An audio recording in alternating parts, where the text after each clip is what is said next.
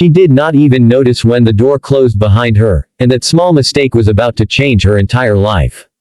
The city was loud that evening, horns echoing between tall buildings, people rushing home, and she was tired, so tired that her eyes burned and her hands trembled from hunger. Alina was a poor student, invisible to most people, the kind of girl who kept her head down and apologized even when she had done nothing wrong. She worked 2 part-time jobs, cleaned offices at night, studied during the day, and still heard her classmates whisper about her worn shoes and simple clothes. That evening the rain had just stopped, and cars were lined up along the curb outside the university. She saw a black car with its back door slightly open and thought it was the ride she had ordered through a cheap ride-share app. She did not check the plate number, she did not ask questions, she simply slid into the back seat and closed her eyes for a second, letting her body rest. She had no idea she had entered the wrong car, and she certainly did not know it belonged to one of the most powerful men in the city. In the front seat sat a driver in a sharp uniform, and beside him, scrolling through messages on his phone, was Victor Hale, a billionaire known for his ruthless business deals and cold smile. He was the kind of man people feared, respected, and envied all at once. He owned companies, buildings, even the university she attended had received donations from him. When he finally noticed the quiet girl in the back seat, his eyes narrowed. He did not recognize her, and he did not like surprises. The driver turned around, confused, and asked her name. She opened her eyes slowly, embarrassed, and gave the name of the ride-share driver she thought she had booked. Silence filled the car. Victor's lips curved into a faint, amused smile, the kind that carried arrogance. "You were in the wrong car," he said calmly, but there was sharpness in his tone. Her face went pale. She looked around, suddenly realizing the leather seats were too expensive, the car too luxurious. She whispered an apology and reached for the door handle, but the car had already begun moving. Traffic had pushed them forward. "It's fine," Victor said, though his voice suggested it was not fine at all. "Since you're here, you might as well tell us how someone like you ends up in my car." His words were not kind. They were curious in a way that made her feel small. She lowered her gaze and stayed silent. She had learned long ago that silence protected her better than words. At school, when rich students mocked her, she stayed quiet. When a professor accused her of cheating simply because she scored higher than the top donor's son, she stayed quiet. When her landlord threatened to evict her for being late by 1 day on rent, she stayed quiet. Silence was her shield. Victor studied her torn bag and simple coat, and he assumed he knew her story. "Looking for an easy opportunity?" he asked, almost casually. The accusation stung, but she swallowed it. "No, sir," she replied softly. It was a mistake. Her voice carried exhaustion, not manipulation. The driver glanced at Victor, unsure whether to stop the car. But Victor was intrigued. No one ever spoke to him without fear or hidden intention. Yet this girl seemed too tired to pretend. He told the driver to keep driving and drop her wherever she needed to go. The car moved through the city lights, and she gave an address in a poor neighborhood far from the bright towers downtown. Victor frowned. He had investments there, but he had never set foot in those streets. As they drove, he asked her what she studied. "Law," she answered quietly.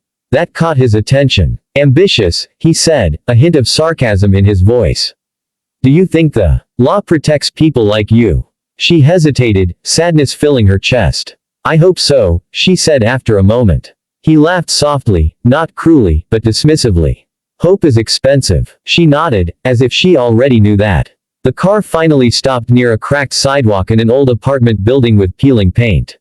She thanked them politely and stepped out into the cold night. Victor watched her walk away under a broken streetlight. There was something about her posture, fragile but steady, that lingered in his mind. The next morning at the university, Alina faced humiliation again. The dean announced a new scholarship funded by Victor Hale himself. It was supposed to go to the most promising law student. She knew she had the highest grades, but she also knew the dean favored Daniel Cross, the arrogant son of a powerful partner in Victor's company. Daniel smirked at her as the dean praised him publicly, even before announcing the winner. When the name was finally called, it was Daniel's, just as she expected. The room applauded. Her hands remained still in her lap. She felt the familiar weight of injustice pressing against her chest, but she did not cry. She had cried enough in her life. After the ceremony, Daniel approached her with a fake smile. "Better luck next time," he said. "Maybe try smiling more. It might help." His friends laughed. She walked past him without responding. That evening she returned to her small apartment and opened her laptop. She reviewed the scholarship criteria carefully, line by line. There were clear requirements, and Daniel did not meet two of them. Her heart beat faster, not with anger, but with quiet determination. She gathered documents, proof of her grades, evidence of Daniel's academic misconduct that had been ignored before. She hesitated. Reporting this could cost her everything. The university board was filled with powerful people. Victor Hale himself might protect Daniel. She felt helpless, like a tiny voice against a storm. But beneath that helplessness, a small spark of hope remained. She believed in the law, even if it did not always believe in her. She decided to send an anonymous letter to the foundation that managed Victor's scholarship funds, attaching all the evidence. Days passed with no response. She continued working, studying, surviving. She did not tell anyone. She expected nothing. Meanwhile, Victor received the anonymous report. At first, he was irritated. He disliked complaints and disruptions. But as he read the detailed documents, his expression changed. The evidence was clear. The scholarship had been manipulated. He called his assistant and demanded a private investigation. Within a week, the truth was undeniable. Daniel had cheated on multiple exams, and the dean had ignored it to please his father. Victor felt something unusual, something close to embarrassment. His name was attached to this injustice. He remembered the quiet girl in the back seat, the one who studied law and still believed in hope. He asked for a full list of top students in the law faculty. When he saw her name at the top, he recognized it instantly. Alina. He did not smile this time. He felt a sharp realization that power, when used carelessly, could crush someone like her without anyone noticing. The following week, the university auditorium was filled again. Students whispered about an emergency announcement. The dean stood on stage, pale and nervous. Victor Hale himself walked in, his presence commanding silence. Alina sat in the back row, confused. She had no idea what was happening. Victor took the microphone. His voice was calm, but firm. He spoke about integrity, about fairness, about how success without honesty was meaningless. Then he announced that the previous scholarship decision had been reversed due to serious violations. Gasps filled the room. Daniel's face turned red. Victor then read a new name, Alina's name. For a moment, she thought she had imagined it. The room was silent, then slowly, people began to clap. She walked to the stage with steady steps, her heart pounding. Victor looked at her differently now, not with amusement, but with respect. "The law protects those who have the courage to stand for it," he said quietly as he handed her the certificate.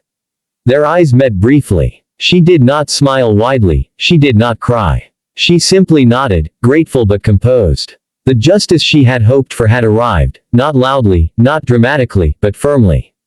Daniel left the university soon after. The dean resigned. Changes were made quietly but effectively.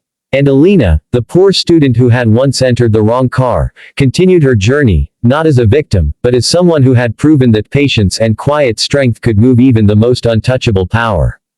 Victor never forgot that night in the car. Sometimes, the smallest mistakes lead to the greatest corrections. And sometimes, justice begins with a girl who simply refuses to give up.